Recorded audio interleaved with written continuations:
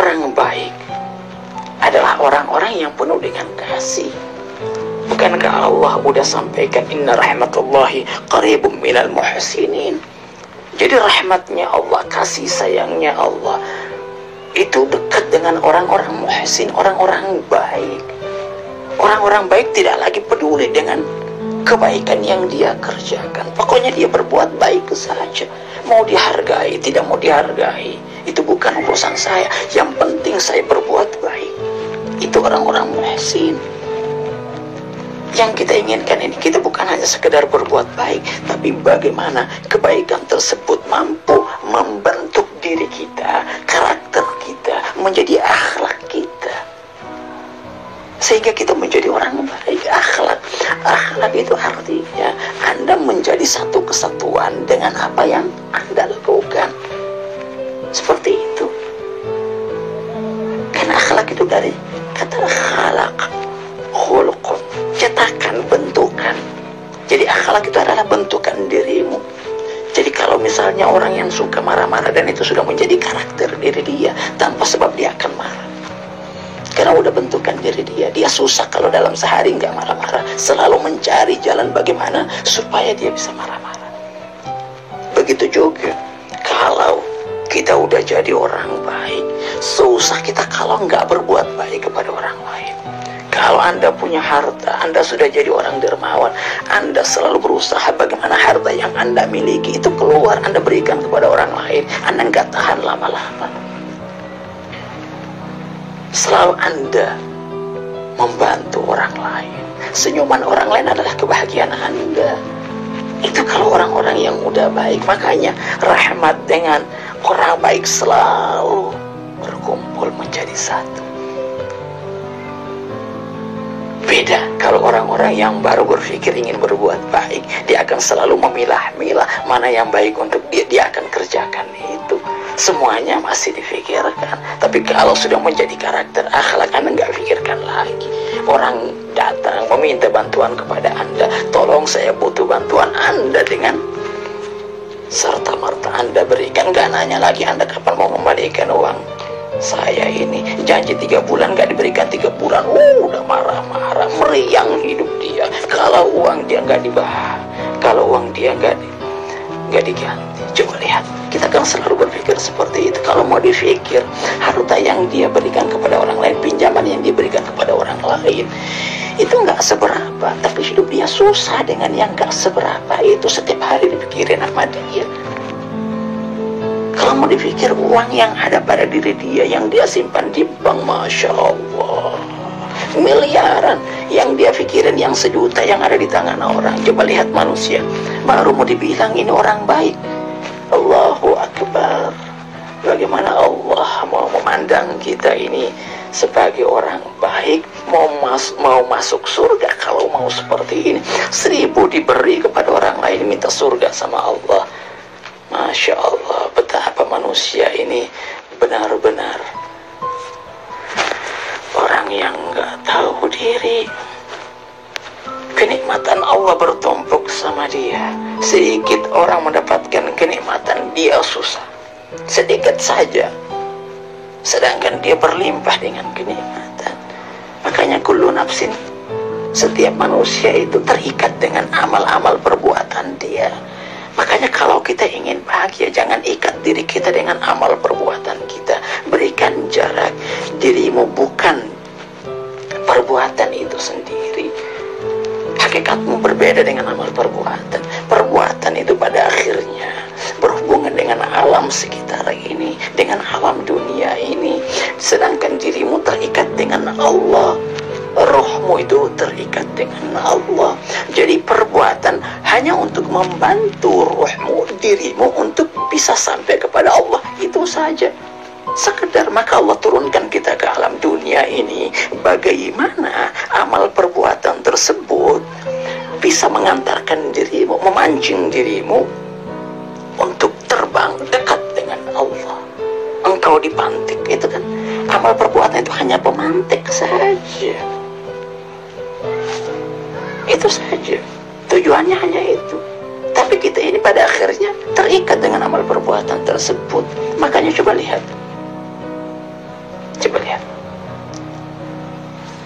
kita sadari, kita terikat dengan hal-hal yang tidak seharusnya. Tujuan Anda belajar supaya Anda itu bisa dekat dengan Allah, bukan begitu? Kan begitu. Kita belajar agama, kita dengar ceramah, kita datang ke pengajian, ke majelis ilmu. Tidak lain agar kita itu bisa mendapatkan ma'rifat, mendapatkan pengetahuan, dan pengetahuan ini kita jadikan jalan sarana bagi kita untuk bisa dekat dengan Allah. Itu tujuannya. Ilmu pengetahuan bukan tujuan. Nah, tapi ternyata ketika kita dihalangi, siapa saja yang menghalangi kita? Anak kita menghalangi kita untuk bisa pergi ke pengajian, atau suami kita menghalangi kita untuk ke pengajian, atau suami kita menghalangi kita untuk menyumbang. Jangan kau sumbang itu, nggak usah, simpan aja. Kita marah-marah, kita kata-katain suami kita, istri kita, pasangan hidup kita, anak kita. Gimana mereka ini menentang saya untuk bisa berbuat baik?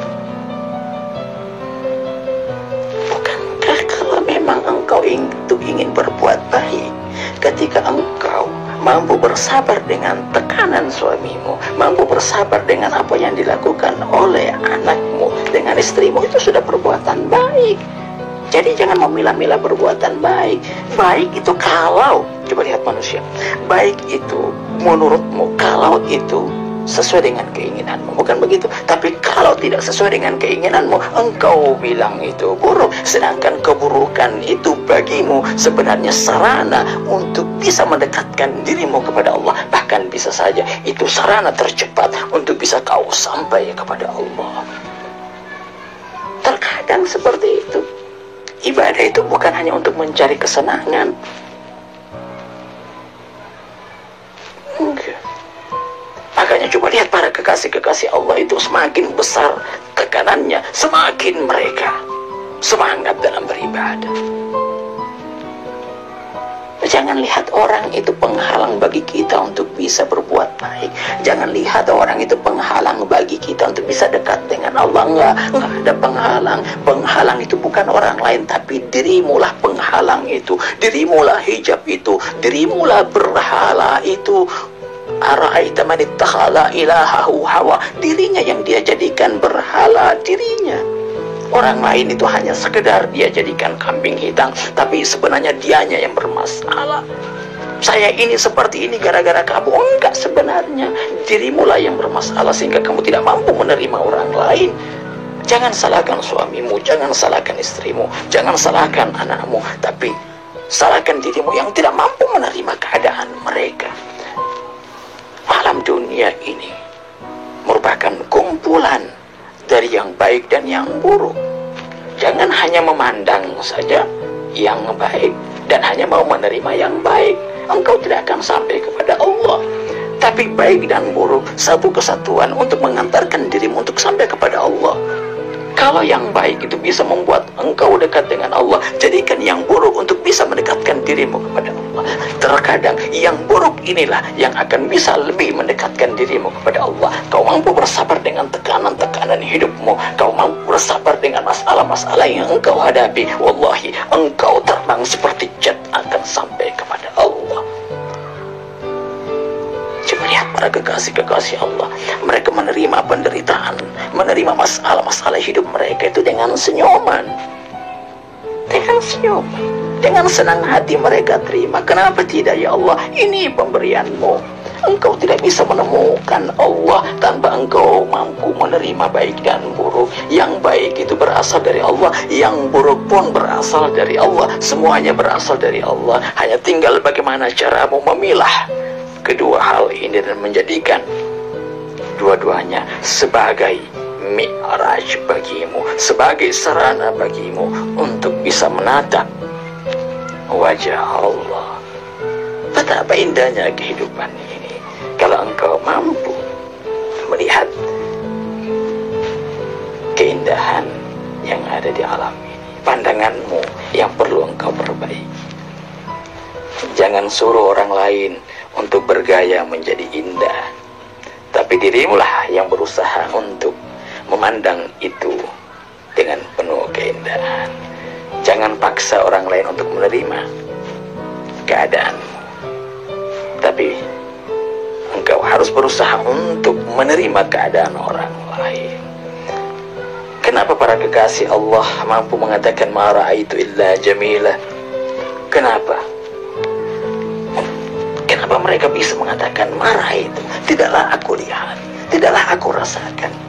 Keburukan-keburukan itu sesuatu yang indah. Kenapa? Ini hanya berada pada pikiran, pada pandangan. Mohon maaf, saya tutup ceramah kita pada kali ini dengan sebuah kisah, sebuah pendekatan saja, sebuah contoh. Kalau seandainya ada orang yang datang kepada Anda, datang bertamu, siang hari bolong, jam 2 Anda tidur, ngetuk pintu Anda, tak tak tak tak. Kira-kira keadaan Anda pada saat itu gimana? Marah nggak? Marah Anda. Ini orang bertamu, nggak tahu diri, jam 2 siang bertamu. Anda pasti marah. Dengan menggerutu Anda buka pintu, Anda tetapin orang tersebut. Ini orang bertamu di siang hari. Tapi ketika orang itu mengatakan bahwa dia datang membawa uang sama Anda, kira-kira gimana pada saat itu Anda? Langsung senyum, sumringah, senang. Orang itu dipeluk, silakan datang, coba lihat. Yang tadinya marah menggerutu, tapi ketika orang tersebut membawa uang, senang Anda. Ini kan hanya pandangan saja. Apa yang bermanfaat untuk Anda, pasti Anda gembira. Tapi ketika itu menyusahin Anda pasti akan susah. Tinggal bagaimana Anda melihat alam dunia ini.